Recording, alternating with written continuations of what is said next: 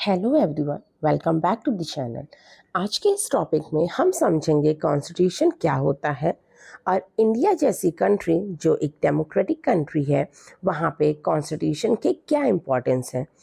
ये चैप्टर आपकी NCERT class 7 में भी गिवन है और क्लास 8 का भी पार्ट है। तो अगर आप इस टॉपिक को अच्छे से देख लोगे तो आपको काफ़ी डाउट्स क्लियर हो जाएंगे कॉन्स्टिट्यूशन के रिगार्डिंग। तो चलिए शुरू करते हैं। अगर हम बात करें कॉन्स्टिट्यूशन की, तो constitution is the supreme law of country that lays down the rules and principle for governing the nation and protects the rights of its citizens। अगर हम कॉन्स्टिट्यूशन की बात करें तो कॉन्स्टिट्यूशन एक सुप्रीम लॉ है कंट्री का, जिसमें लिखा रहता है कि कंट्री के रूल्स एंड रेगुलेशंस क्या होंगे, उसके गवर्निंग प्रिंसिपल्स क्या होंगे और किस तरीके से उस पर्टिकुलर कंट्री में वहाँ के सिटीजन्स के राइट्स को प्रोटेक्ट किया जा सकता है।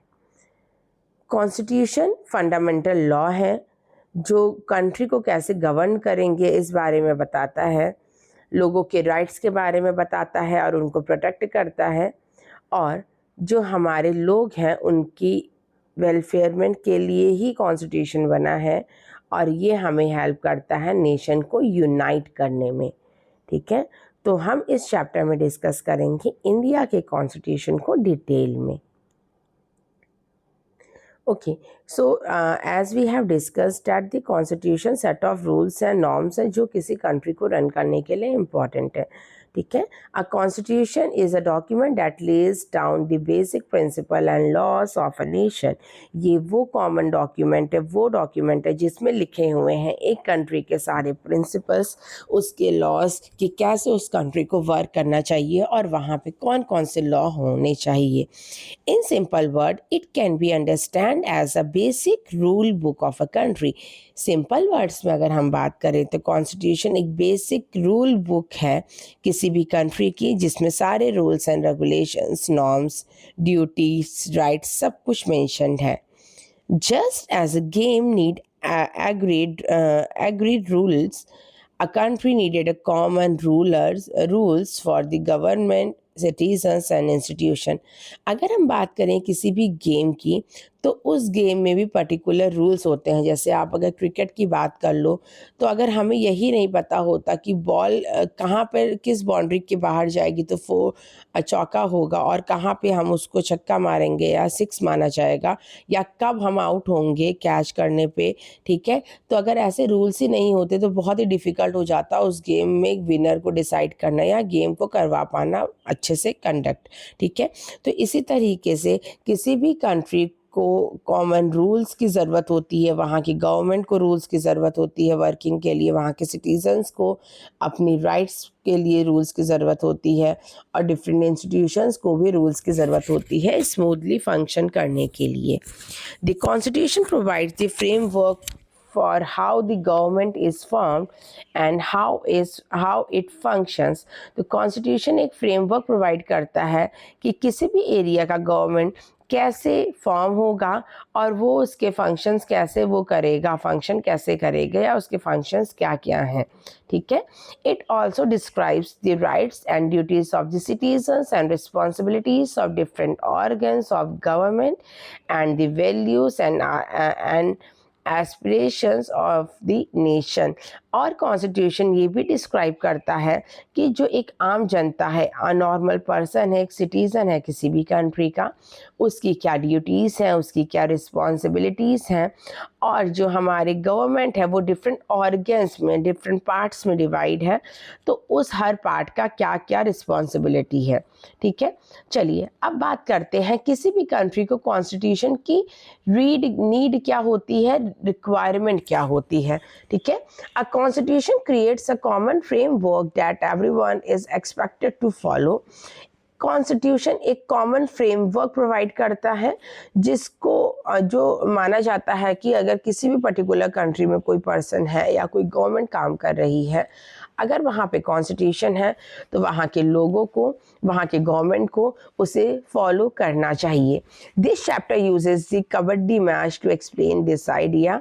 When player disagree with about whatever someone is out, the referee and the captain can refer the official rule book. और इस चैप्टर में आपको कबड्डी का एग्जाम्पल दिया गया है, जिसमें जब कबड्डी का गेम हो रहा होता है तो प्लेयर डिसएग्री होते हैं कि कौन सी टीम आउट होगी या टीम आउट है या नहीं है।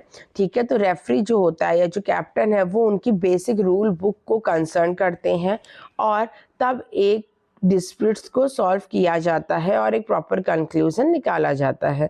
तो हम ये कह सकते हैं जिस तरीके से हमारी नॉर्मल लाइफ में रूल्स एंड रेगुलेशंस इम्पॉर्टेंट है, उसी तरीके से एक कंट्री को स्मूथली वर्क कराने के लिए वहाँ भी रूल्स एंड रेगुलेशंस इम्पॉर्टेंट है। और ये रूल्स एंड रेगुलेशन जिस बुक में लिखे गए हैं वही है constitution. Okay, similarly, a country needs to agree rules about the government power, law making, citizens' rights, responsibilities, and disputes resolution. The constitution provides this common framework. तो हमने discuss कर लिया कि हमारे जो कॉन्स्टिट्यूशन है एक कॉमन फ्रेमवर्क प्रोवाइड करता है कि ये बताता है कि गवर्नमेंट में क्या क्या रूल होने चाहिए, गवर्नमेंट की क्या क्या पावर है। ठीक है, लॉ मेकिंग सिटीजन्स के लिए कितना इम्पोर्टेंट है या क्या क्या लॉस हमको होने चाहिए कॉन्स्टिट्यूशन में। हर प्रॉब्लम के लिए हमारे पास कोई ना कोई सोल्यूशन ज़रूर दिया हुआ है। और रिस्पॉन्सिबिलिटीज़ और डिस्प्यूट रिजोल्यूशन भी बताता है कि कभी कोई प्रॉब्लम होगी तो हम उसे कैसे रिजॉल्व कर सकते हैं। तो ओवरऑल हम कह सकते हैं कि एक डेमोक्रेटिक कंट्री को चलाने के लिए या किसी भी ऐसी कंट्री जहां बहुत से लोग आपस में मिलकर रह रहे हैं, वहां पे कॉन्स्टिट्यूशन एक सेट ऑफ फ्रेमवर्क है जो बहुत इम्पॉर्टेंट रोल प्रोवाइड करता है उस कंट्री में ग्रोथ के लिए, उस कंट्री को आगे बढ़ाने के लिए, वहाँ के सिटीजन्स को खुश रखने के लिए, वहाँ पे इक्वालिटी के लिए, वहाँ पे सेक्युलरिज्म के लिए, सोशलिज्म के लिए। ठीक है, ओके, नाउ नेक्स्ट पॉइंट है what does a constitution contain. Constitution में आखिर होता क्या है। हमने ये तो बात किया कि रूल्स एंड रेगुलेशन होते हैं, ठीक है, लेकिन वो रूल्स एंड रेगुलेशन किससे रिलेटेड होंगे वो डिस्कस करेंगे। A constitution generally contains the values and ideas of society, the political system, the right and duties of citizens, the structure and formation of government, the functions of different part of government and guiding principle of government. अगर हम constitution की बात करें तो ये contain करता है different values और आइडिया को कि एक सोसाइटी के लोगों को या वहाँ की गवर्नमेंट को कैसे वैल्यूज़ होने चाहिए, क्या क्या चीज़ें फॉलो करना चाहिए, हमारा पॉलिटिकल सिस्टम किस तरीके से वर्क करना चाहिए। और कॉन्स्टिट्यूशन में सबसे इम्पॉर्टेंट कॉमन सिटीजन्स के राइट्स और उनकी ड्यूटीज़ मेंशन होती हैं कि being a citizen of some particular country हमारे पास क्या राइट्स हैं और हमारी क्या ड्यूटीज़ हैं। ठीक है, राइट मतलब कि हमको क्या क्या अधिकार मिले हैं, हम क्या चीज़ें कर सकते हैं, और ड्यूटीज़ मतलब कि हमें सिटीज़न होने के नाते कंट्री को कंट्रीब्यूट करने के नाते क्या चीज़ें करनी चाहिए। ठीक है, the structure and the formation of government, इसमें ही हमें ये बताया गया है कि हमारी गवर्नमेंट का फॉर्मेशन या स्ट्रक्चर कैसा होना चाहिए। The functions of different part of government, हमारे गवर्नमेंट के डिफरेंट पार्ट के फंक्शंस के बारे में भी कॉन्स्टिट्यूशन में डिस्कस किया गया है। And guiding principles for government, और सबसे इम्पॉर्टेंट हमारा कॉन्स्टिट्यूशन गाइड करता है हमारी गवर्नमेंट को कि जब भी कोई भी प्रॉब्लम होगी इकोनॉमी में तो उसे कैसे टैकल करना है, उसे कैसे सॉल्व करना है। The constitution therefore does much more than list laws, it established the framework within which democratic government operates. तो कॉन्स्टिट्यूशन हमारे सिर्फ लिस्टेड लॉज के बारे में ही नहीं बात करता है, ये ज़्यादा इम्पॉर्टेंट है एक ऐसी कंट्री के लिए जो एक डेमोक्रेटिक कंट्री है और वहाँ पे गवर्नमेंट के लिए एक फ्रेमवर्क है कि वहाँ पे गवर्नमेंट को कैसे काम करना चाहिए। ओके, नेक्स्ट टॉपिक है written of the constitution of India, writing of the constitution of India. हमारे इंडिया का कॉन्स्टिट्यूशन कब लिखा गया था, और हम इस चैप्टर में ये भी डिस्कस करेंगे कि क्या इंडिया का कॉन्स्टिट्यूशन हमने खुद अपने आप लिखा है या हमने कुछ अदर कंट्रीज़ के कॉन्स्टिट्यूशन को देखा और उनसे कुछ पॉजिटिव चीज़ को अपने अंदर इंक्लूड किया। तो चलिए, writing of the constitution of India during the struggle struggle of independence, India's also had to think about how an independent India would govern itself. जब इंडिया स्ट्रगल कर रहा था इंडिपेंडेंस के लिए, जब हम आज़ाद नहीं थे और हम स्ट्रगल कर रहे थे, तो इंडिया को ये भी सोचना ज़रूरी था कि अगर हम इंडिपेंडेंट हो जाएंगे तो हम इससे अच्छी तरीके से कैसे गवर्न कर सकते हैं अपने आप. Important questions included what type of government India should have, what principles should guide it, who should have the right to vote and how disputes should be decided. तो ये कुछ important question थे कि इंडिया में कैसी government हो सकती है, इंडिया में कैसे प्रिंसिपल होने चाहिए जो वहाँ की गवर्नमेंट को गाइड करे, जो वहाँ की सिटीजन्स को गाइड करें, एंड कौन वो लोग होने चाहिए जिन्हें राइट होगा वोटिंग का, और कैसे नॉर्मल लोगों की प्रॉब्लम्स, गवर्नमेंट की प्रॉब्लम्स, आम जनता की प्रॉब्लम्स को रिजॉल्व किया जा सकता है. These questions become central to the process of creating the constitution.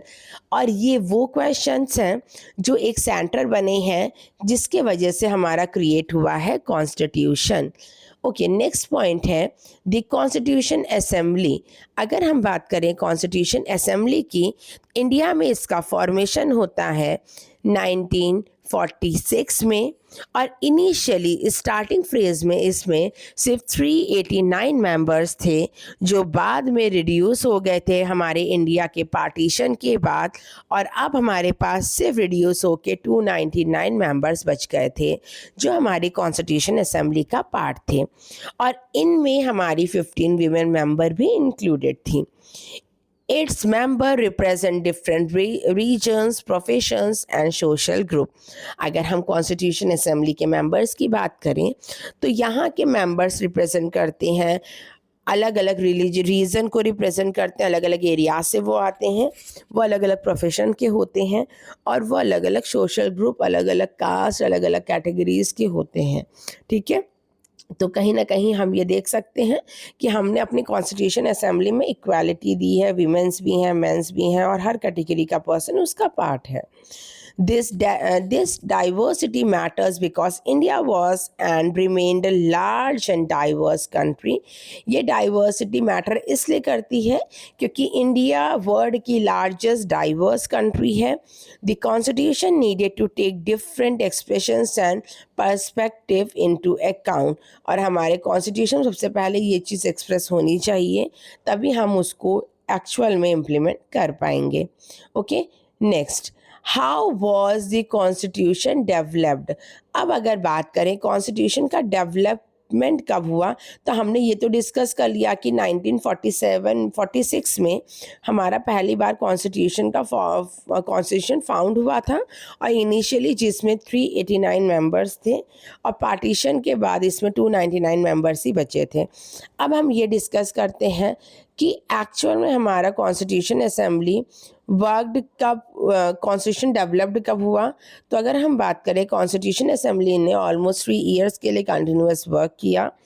It proceeding begin on 9 दिसंबर 1946, और इसने अपने काम को शुरू किया है 9 दिसंबर 1946 में, और इस टाइम इंडिया के चेयरमैन थे डॉक्टर राजेंद्र प्रसाद, जो हमारे इंडिया के चेयरमैन ऑफ कॉन्स्टिट्यूशन असेंबली थे, या हम कह सकते हैं हमारे कॉन्स्टिट्यूशन के हेड थे. ठीक है, तो इंडिया का जो कॉन्स्टिट्यूशन है 9 दिसंबर 1946 में हमारा 3 साल के बाद हमारा ऑलमोस्ट डेवलप हुआ है, और डॉक्टर राजेंद्र प्रसाद चेयरपर्सन थे उस टाइम कॉन्स्टिट्यूशन असेंबली के. ठीक है, चलिए एक छोटी सी टाइमलाइन की हेल्प से देख लेते हैं. कॉन्स्टिट्यूशन 1946 में हमारी कॉन्स्टिट्यूशन असेंबली का फ्रेमवर्क आया. ठीक है, 9 दिसंबर 1946 में हमारी प्रोसीडिंग बिगन हुई है कॉन्स्टिट्यूशन को बनाने की. ठीक है, the first meeting of the constitution assembly was held on 9 दिसंबर 1946. पहली मीटिंग हमारी कॉन्स्टिट्यूशन असेंबली की 9 दिसंबर 1946 में हुई. 26 नवंबर 1946 को हमारा कॉन्स्टिट्यूशन अडॉप्ट किया गया है, और इसीलिए 26 नवंबर को हम कॉन्स्टिट्यूशन डे भी कहते हैं. ठीक है, 26 नवंबर 1946 9, ठीक है। और 26 जनवरी 1950 में हमारा कॉन्स्टिट्यूशन इफेक्ट में आया था, और 26 जनवरी को ही हम हर साल रिपब्लिक डे बनाते हैं, क्योंकि ये वो दिन है जिस दिन हमारा कॉन्स्टिट्यूशन इफेक्ट में आया था, जब हमारे कंट्री ने इसे फॉलो करना शुरू कर दिया, इम्प्लीमेंट करना शुरू हो गया था, ठीक है। तो एक बार फिर से देख लीजिए, 1946 कॉन्स्टिट्यूशन असेंबली आई, 9 दिसंबर 1946 हमारे कॉन्स्टिट्यूशन का प्रोसीडिंग बिगन होती है। 26 नवंबर 1949 में कॉन्स्टिट्यूशन अडॉप्ट हुआ है, और 26 जनवरी 1950 में हमारा कॉन्स्टिट्यूशन इफेक्ट में आया है, और इसीलिए हम सेलिब्रेट करते हैं रिपब्लिक डे को, ठीक है। अब नेक्स्ट टॉपिक है, हम बात कर लेते हैं doctor B.R. Ambedkar and the drafting committee के बारे में। अगर हम इंडिया की इनिशियल टैक्सेस की बात करें, कॉन्स्टिट्यूशन के इनिशियल टैक्सेस की बात करें, तो उसे प्रिपेयर किया था, उसकी ड्राफ्टिंग कमेटी के हेड जो थे वो थे B.R. Ambedkar, doctor Bhimrao Ambedkar. He was an eminent social reformer and become the first law and justice minister of independent India। ये हमारे चेयरपर्सन होने के साथ साथ ये हमारे सोशल रिफॉर्मर थे। रिफॉर्मर वो पर्सन होते हैं जो सोसाइटी में चेंजेस लाते हैं, पॉजिटिव चेंज लाते हैं, और इन्होंने ये हमारे first law and justice minister भी बने थे। इंडिया इंडिपेंडेंट जब हुआ था, तो इंडिया के पहले justice minister, first justice law minister थे हमारे डॉक्टर भीमराव अंबेडकर, ठीक है। ओके, नाउ नेक्स्ट हमारे पास आ जाता है what shape the Indian constitution. India constitution का शेपिंग कैसे हुआ है, क्या क्या रीज़न थे इसके फॉर्मेशन के पीछे।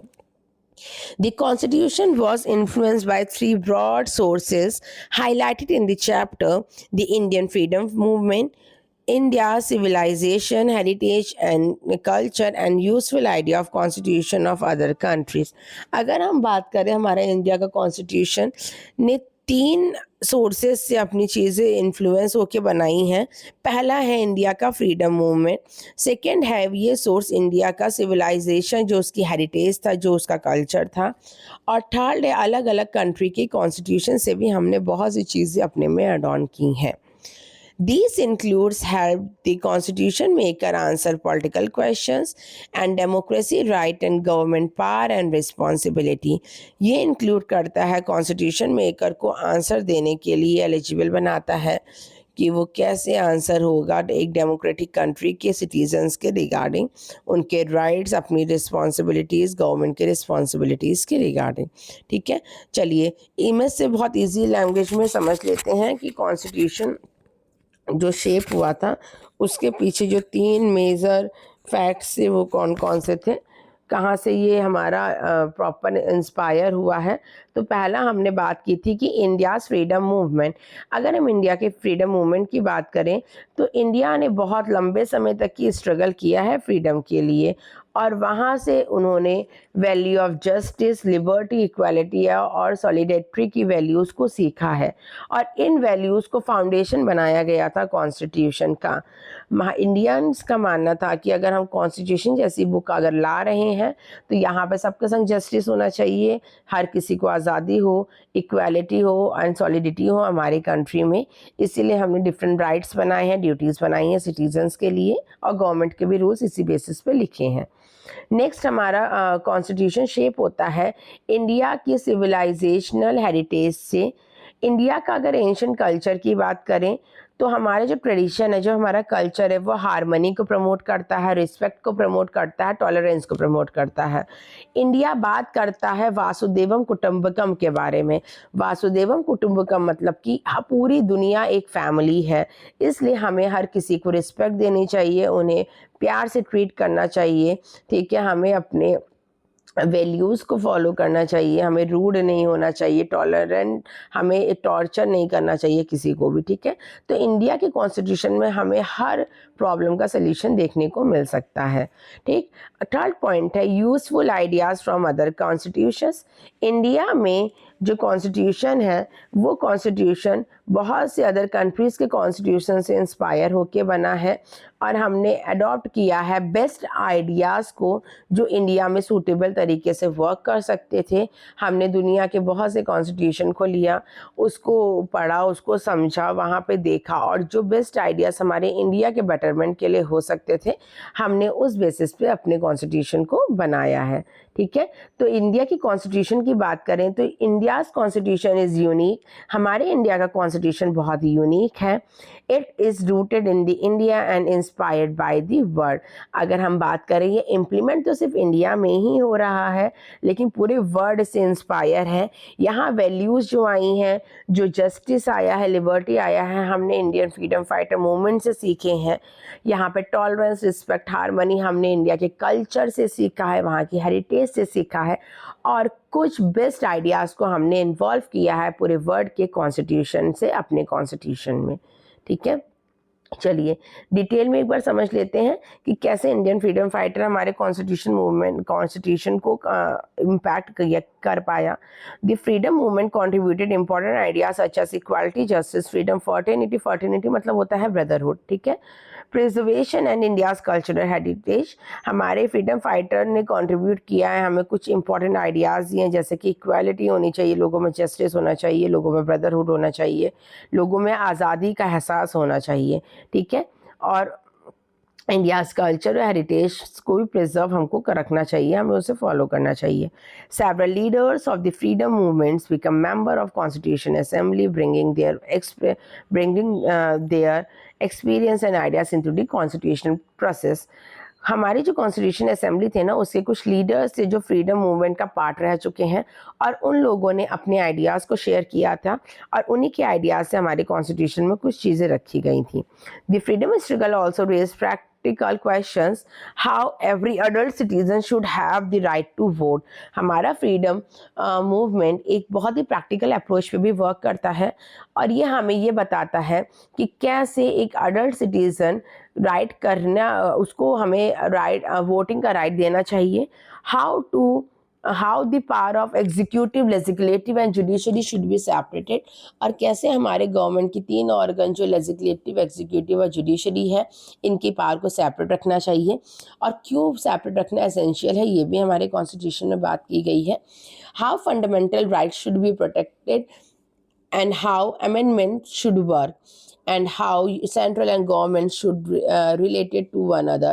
कैसे हम फंडामेंटल राइट्स जो लोगों के पास 6 फंडामेंटल राइट्स इंडिया के कॉन्स्टिट्यूशन में लिखे हैं सिटीजन्स के लिए, हम कैसे उन्हें प्रोटेक्ट कर सकते हैं मतलब कि कैसे लोगों को अवेल करा सकते हैं, उनको कैसे अवेयर कर सकते हैं उनके राइट्स के बारे में, हम कैसे सिचुएशन की रिक्वायरमेंट के अकॉर्डिंग अपने कॉन्स्टिट्यूशन को चेंज कर सकते हैं। अमेंडमेंट मतलब कि चेंजेस करना। ठीक है, कैसे अमेंडमेंट वर्क करेगा और क्यों इम्पॉर्टेंट है स्टेट गवर्नमेंट और हमारे सेंट्रल गवर्नमेंट में कनेक्टिविटी का होना किसी भी कंट्री की ग्रोथ के लिए। ठीक है, नेक्स्ट है India civilisational heritage. India civilisational heritage also influence the constitution. India के सिविलाइजेशनल हेरिटेज ने भी हमारे कॉन्स्टिट्यूशन को इन्फ्लुएंस किया है। अगर हम बात करें तो इंडिया एक ऐसी कंट्री है जो बात करती है विमेंस को रिस्पेक्ट देने की, जो बात करती है लर्निंग और नॉलेज को इन्हेंस करने की, और जो स्पेशली बात करती है वासुदेवम कुटुंबकम में। वासुदेवम कुटुंबकम मतलब कि इंडिया कहती है या इंडिया का कॉन्स्टिट्यूशन कहता है कि ये जो पूरी वर्ल्ड है ये एक फैमिली है और अगर हम एकजुट होकर चलेंगे तो हम अपना भी डेवलपमेंट कर पाएंगे, कंट्रीब्यूशन कर पाएंगे और हम दूसरों के संग कदम से कदम मिला के चल भी पाएंगे। ठीक है, और हम बात करते हैं, इंडिया बात करती है सर्व भवन्तु सुखिनम,